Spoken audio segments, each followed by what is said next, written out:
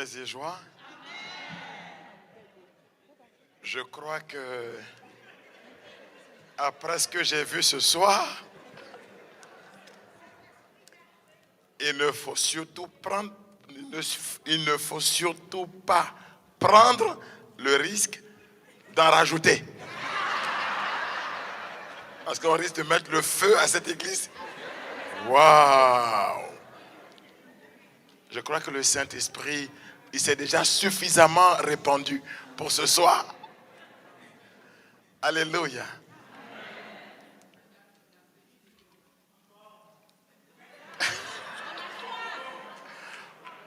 Paul dit que la joie est le fruit de l'esprit. Alléluia. Alors, on va quand même se tenir debout pour prendre un chant vraiment à l'Esprit Saint qui nous fasse descendre un peu. Et puis nous allons prier pour que le Seigneur nous marque de ce sceau. Esprit de Dieu, viens. Esprit de Dieu,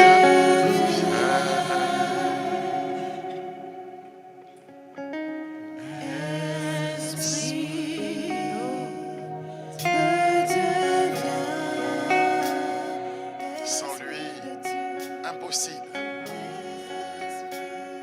de devenir témoin de l'espérance.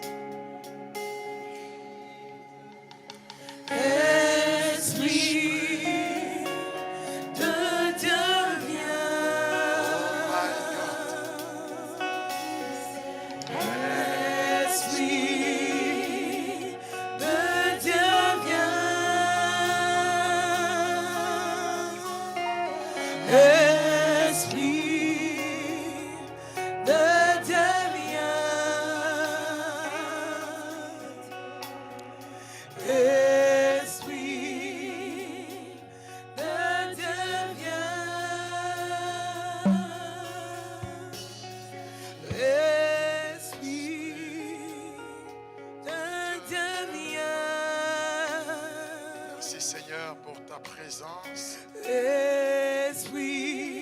pour le feu que tu es venu allumer ici. Merci.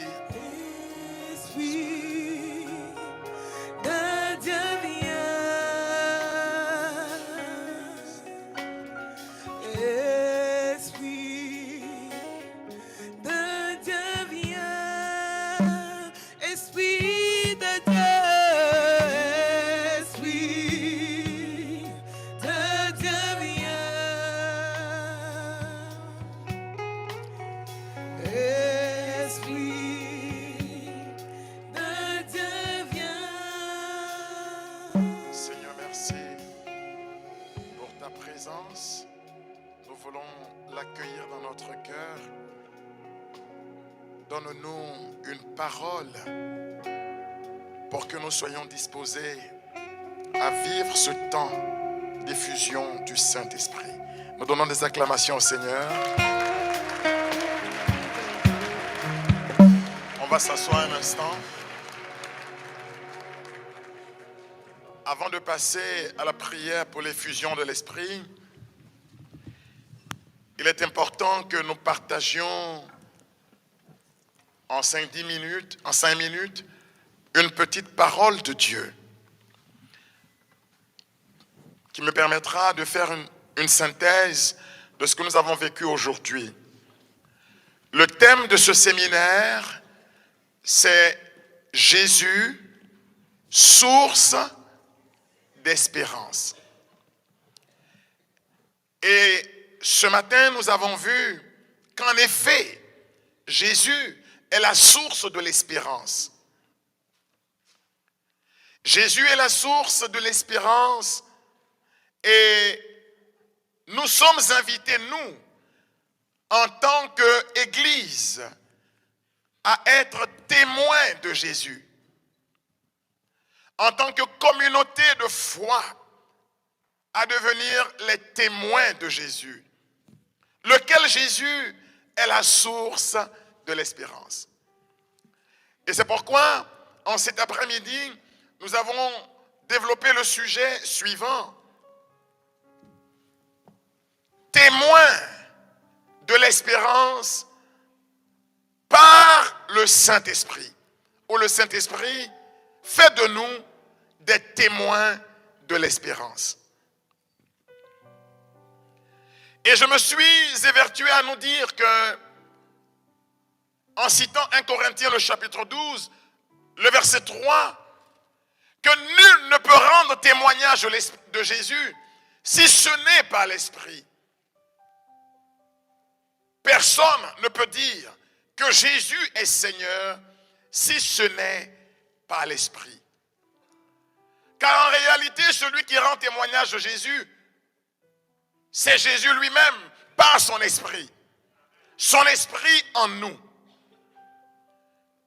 Et nous avons compris qu'il était urgent et nécessaire que nous nous ouvrions à l'activité de l'Esprit en nous. Car l'Esprit, c'est l'âme de l'Église, anima ecclesiae. Sans l'Esprit, l'Église serait une grosse administration, une sorte d'organisation de bienfaisance, mais elle ne serait pas l'Église en tant que l'Église est le corps mystique de Jésus. Le Christ tête, c'est Jésus. Le Christ corps, c'est l'Église. Et le Christ tête et le Christ corps constituent le Christ total. Il était donc important que nous puissions nous ouvrir à l'œuvre de l'Esprit. Dans Acte 1, le verset 8, au jour de son ascension, Jésus prend la précaution de prévenir ses disciples. Ne quittez pas Jérusalem jusqu'à ce que s'accomplisse pour vous la promesse. Et quelle était la promesse? Vous recevrez une puissance, celle de l'Esprit, et vous serez mes témoins. Donc, la survenue de l'Esprit dans nous, l'avènement de l'Esprit en nous, nous constitue témoins de Jésus. Jésus est clair. Nul ne peut témoigner de lui s'il n'est revêtu de l'Esprit qui a revêtu Jésus lui-même. Alléluia. Nous avons donc besoin de l'Esprit. Besoin de le recevoir, c'est un fait. Mais surtout, besoin de le laisser nous conduire. Car beaucoup de gens confondent recevoir l'Esprit et être conduit par l'Esprit. Oh oh. L'important pour nous, ce n'est pas seulement de le recevoir, mais en le recevant, il est important et il est plus que urgent que nous lui donnions la direction de notre vie. Car pour accomplir les œuvres de Jésus, c'est l'Esprit lui-même qui doit prendre l'initiative de nous amener. On va voir cela dans un passage merveilleux de l'Écriture que souvent nous lisons sans y faire attention. Le jeudi saint, jeudi avant sa mort, Jésus prend la précaution d'emmener ses disciples dans une ville pour préparer, à Jérusalem, pour préparer sa Pâque. Nous sommes en Luc au chapitre 22, le verset 10. Écoutez bien ce texte. De l'importance ou de la nécessité de se laisser conduire par l'Esprit. Il leur répondit, à votre entrée dans la ville, Jésus leur dit, vous irez dans la ville voici pour me préparer ma Pâque. Car il a désiré manger cette Pâque ultime avec ses disciples. Et il leur dit, quand vous serez entrés dans la ville, voici que viendra à votre rencontre un homme Vous verrez un homme venir à votre rencontre. Écoutez bien. portant une cruche d'eau. Mais cet homme, vous le reconnaîtrez en ceci, c'est qu'il porte une cruche d'eau. Qu'est-ce qu'il porte? Une cruche d'eau. Un homme portant une cruche d'eau. Jésus parle de la communauté de ses disciples. Or, la communauté des disciples de Jésus, c'est qui? C'est l'Église. C'est toi et c'est moi. Jésus dit, quand vous serez rentrés dans Québec, vous trouverez un homme. Il porte une cruche d'eau. Qu'est-ce qu'il porte? Une cruche d'eau. Et que dit Jésus? Suivez-le. Ne le précédez pas. Vous devez marcher derrière lui. Qui est cet homme qui porte la cruche d'eau et derrière qui nous devons marcher? La Bible dit que l'eau est le symbole de l'esprit. C'est le Saint-Esprit qui doit nous conduire. Si nous voulons monter dans les lieux élevés et manger la Pâque avec Jésus, nous devons nous laisser conduire par l'Esprit. Vous trouverez un homme. Et ce soir, vous le trouverez ici dans cette église. Amen. Il porte la cruche. Il porte la cruche. Et la cruche contient cette eau qui va désaltérer la soif des hommes de notre temps. Sa cruche est pleine d'eau. Le Saint-Esprit est celui qui nous désaltère. Jésus dit, si quelqu'un a soif, qu'il vienne à moi et qu'il boive. Vous trouverez un homme, il porte la cruche d'eau. Nous devons marcher derrière lui. Si nous ne marchons pas derrière lui, nous ne trouverons pas le chemin de la pièce du haut. Car l'endroit est appelé la pièce du haut. Et celui qui nous amène dans la pièce du haut. Tout à l'heure, vous avez chanté dominer, dominer. Celui qui nous amène dans la domination, c'est cet homme qui porte la cruche d'eau. Il nous enverra dans la pièce du haut. Et la preuve que c'est le Saint-Esprit qui fait de nous des témoins, c'est qu'au jour de la Pentecôte, dans Acte 2, quand il se répand dans la pièce où ils étaient réunis, ils quittent la pièce. Le pape François nous dit que nous devons être une église en sortie, une église missionnaire, une église qui n'est pas renfermée sur elle-même. C'est fini le temps où nous vivions comme Pierre avant la Pentecôte, apeurés, cachés dans les quatre murs de nos églises. Mais maintenant, nous puisons de l'eau à l'intérieur et nous allons abreuver le monde à l'extérieur. Oui, témoin de Jésus, source d'espérance par le Saint-Esprit. Qu'est-ce qui se passe après la Pentecôte dans la vie des disciples du Christ? C'est qu'avant Pentecôte, c'est Jésus qui est en mission. Mais après Pentecôte, la communauté des croyants fait ce que Jésus fait. Jésus avait dit, je ne fais que ce que je vois faire par le Père. Mais après Pentecôte, l'Église peut dire, je fais ce que j'ai vu faire par le Christ. Car Jésus a dit, vous ferez les œuvres que j'ai faites, mais vous en ferez même des plus grandes. Ton amen est resté dans ta gorge. Amen.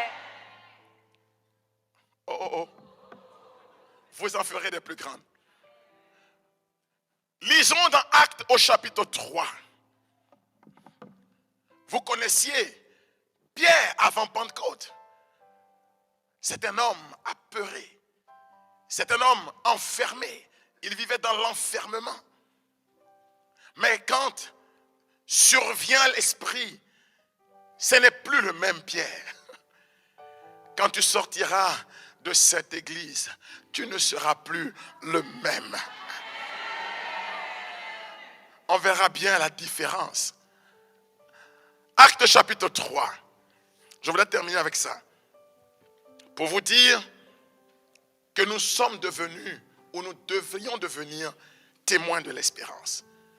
Et là, nous avons, je prends un exemple de ce qui se produit dans la communauté de l'Église, devenue maintenant témoins de l'espérance. Actes chapitre 3, à partir du verset 1er. Vous lirez tranquillement ce texte jusqu'au verset 10. Mais on va survoler rapidement ce texte. Pierre et Jean montaient au temple pour la prière de 3 heures de l'après-midi. Pierre et Jean montent au temple. On y portait un homme. Quand on dit Pierre et Jean, on nous parle de la communauté de l'église. Ils sont deux, Pierre et Jean. L'église, à la fois ex officio et ex spiritu. L'église, à la fois, l'église de Pierre, gouvernée par Pierre. L'église, dans toute son organisation, mais c'est aussi l'église de Jean. La dimension affective, l'église de l'esprit, l'église totale, Pierre et Jean. Ça veut dire la communauté de nous tous. Cette église est envoyée. L'église qui est envoyée, c'est l'église dans sa totalité. Cette église dans sa totalité devient le visage de Jésus. Faites confiance en l'église. L'église, c'est le Christ. Alléluia. Cette église est envoyée et qu'est-ce qui se passe? On y portait un homme qui était infirme depuis sa naissance. Voici quelqu'un qui depuis sa naissance est infirme. Je vous ai expliqué hier que les pieds représentent dans le langage symbolique de la Bible le pouvoir d'avancer vers son but. Un homme infirme, c'est quelqu'un qui n'avance pas. Chaque fois que dans ma vie, j'ai l'impression de faire du surplace, que je n'arrive pas à me projeter en avant, à construire mes lendemains, mon avenir, je suis comme cet homme qui fait du surplace. C'est important pour nous d'avancer. Il faille que toi et moi, nous avancions. Amen. Je ne peux pas continuer de faire du surplace dans ma vie. C'est un homme dans la condition de l'homme désespéré et qui a besoin d'espérance. Car l'espérance, nous l'avons définie comme l'attente d'un grand bien, d'un bien supérieur. Une attente de quelque chose d'essentiel dans notre vie, n'est-ce pas? Oui. À Jérémie, Dieu avait dit, j'ai formé pour toi des projets de bonheur et non pas de malheur, pour que tu aies un avenir, pour que tu avances dans la vie, que tu aies un avenir tout plein d'espérance. On trouve là un homme infirme, réduit à mendier devant la belle porte du temple. Or, peut-on mendier devant la porte du temple? Écoute bien, lis-nous ce texte. Chaque jour, on l'installait à la porte du temple, dite la belle porte, pour demander l'aumône à ceux qui pénétraient dans le temple. Dieu doit changer notre condition. Amen. Il est devant la porte du temple. Et il est réduit à un état de mendicité. Dit, je refuse. Je refuse. La porte du temple représente dans la tradition biblique Dieu lui-même. Jésus dit en Jean 10, le verset 10, qu'est-ce qu'il a dit? Je suis la porte. Il était au bon endroit, il était devant l'espérance. Pouvait-il être réduit en un homme désespéré? Nous pouvons mendier partout, mais nous ne pouvons pas mendier à cet endroit qui s'appelle la belle porte du temple, qui représente Dieu lui-même. Je ne peux pas trouver Dieu sans être un homme tout plein d'espérance. Vous voyez le contraste? Il nous faut être au bon endroit. Et je veux dire à quelqu'un qui m'écoute ce soir que tu es au bon endroit. Il était au bon endroit, mais il manquait de connaissance. Alors, qu'est-ce qui se passe? Quand il vit Pierre et Jean qui allaient entrer dans le temple, il les sollicita pour obtenir une aumône. Pierre alors, ainsi que Jean, le fixa et lui dit: Dieu est en train de fixer quelqu'un. Il est en train de localiser quelqu'un. Quelqu'un est dans sa trajectoire ce soir. Et qu'est-ce qu'ils disent? Regarde-nous. Regarde-nous. Tu dois voir que ta condition ne peut pas être réduite à l'état dans lequel tu es maintenant. Dieu est le Dieu qui apporte la nouveauté dans ta vie. Regarde-nous. L'homme les observait car il s'attendait à obtenir d'eux quelque chose. Est-ce que quelqu'un s'attend ce soir à obtenir quelque chose? Car Thérèse, l'enfant Jésus, a dit, tel tu espères. Je n'ai pas entendu. Tel tu espères. Tel tu reçois. Tel tu espères. Tel tu reçois. Est-ce qu'il y a quelqu'un qui s'attend à recevoir quelque chose ce soir? Il s'attendait à recevoir quelque chose. Je vous ai dit que le moyen de recevoir l'esprit, ce n'est pas faire des longs jeûnes et tout le reste. C'est la soif. Jésus est clair. Si quelqu'un a soif, il est concerné. Qu'il vienne et qu'il boive. Et puis il ajoute, de son sein ne jailliront plus des sources et des rivières, mais des fleuves. Quelqu'un ici deviendra un fleuve. Alors il s'attendait à recevoir quelque chose. Pierre lui dit. Pierre donne un nom au quelque chose qu'il doit recevoir. Parce qu'il faut savoir ce que tu dois recevoir. Je ne suis pas venu vous promettre ici la prospérité, de je ne sais pas quoi. Mais je viens vous donner plus que tout ça. Amen. Vous connectez à quelqu'un. Et lui, il s'occupe du reste. Amen. Alors, Pierre dit quoi? De l'or ou de l'argent, je n'en ai pas. De l'or et de l'argent, désolé, je n'en ai pas. Mais ce que nous avons, mais ce que j'ai. Mais ce que j'ai, je te le donne. Et qu'est-ce que Pierre a et que Pierre peut donner? Au nom de quoi Pierre est-il le témoin? Il est témoin de Jésus, source de l'espérance. Il dit au nom de Jésus. Au nom de Jésus-Christ, le Nazoréen marche. Lève-toi et marche. Ça veut dire entre dans l'espérance. Est-ce qu'on peut donner des acclamations pour lui?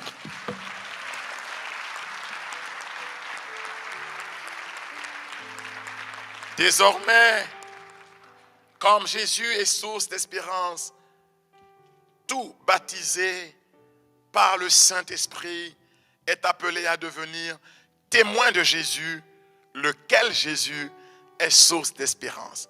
Par le Saint-Esprit, nous devenons témoins de l'espérance. Si tu veux devenir utile à Dieu, utile au Christ, utile à l'Église, devenir témoin de l'espérance, tu vas maintenant te tenir debout. Et nous allons reprendre ce beau cantique au Saint-Esprit. Alors nous sommes nombreux, mais le service va se faire dans l'ordre et dans la discipline. Voilà ce que je vous propose. Vous savez, il y en a, quand on ne les a pas touchés, quand on ne les a pas approchés, quand ils n'ont pas fait une démarche pour venir devant, ils ont l'impression qu'ils n'ont pas reçu quelque chose. Alors, je propose que nous avancions ici par rangée. On ne va pas vous toucher tous. Pas besoin. T'inquiète. Vous allez venir ici autour de l'autel. Parce que l'autel, c'est le Christ. Et c'est le Christ qui nous donne son esprit. Et c'est le Christ qui nous envoie. L'autel, c'est le cœur de l'Église. C'est aussi l'Église qui nous envoie comme témoin. On ne s'envoie pas soi-même, on est envoyé. Donc nous allons invoquer l'Esprit avec ce cantique. Et quand on vous fait signe, vous allez venir. Ceux qui peuvent se tenir debout se tiennent debout. Ceux qui veulent se tenir à genoux se tiennent à genoux. Et nous prions pour demander que le Seigneur nous remplisse des dons de son esprit. Paul a dit à Timothée, ravive le don de l'esprit que tu as reçu lorsque je t'ai imposé les mains. Moi, Paul, je n'ai fait que t'imposer les mains. Mais je demande à Dieu que soit ravivé en toi le don de l'esprit. Au jour de votre baptême et dans votre confirmation et à chaque Eucharistie, vous recevez l'esprit. Je vous ai expliqué ce matin qu'à chaque Eucharistie, le prêtre prononce une prière d'évocation de l'esprit, une épiclèse à l'esprit. Et l'esprit vient sur le pain et sur le vin qui vont devenir corps. Or, nous sommes le corps mystique du Christ. Donc l'esprit qui vient sur l'autel se répand également sur nous. Donc nous avons déjà reçu l'esprit. Mais nous demandons que soit ravivée la flamme en nous. Comme j'ai vu tout à l'heure, vous étiez déchaînés. La flamme, ça brûlait de partout. J'ai dit, mais Seigneur, j'espère que les pompiers ne vont pas venir ici. Oh my God. On prend ce cantique ensemble.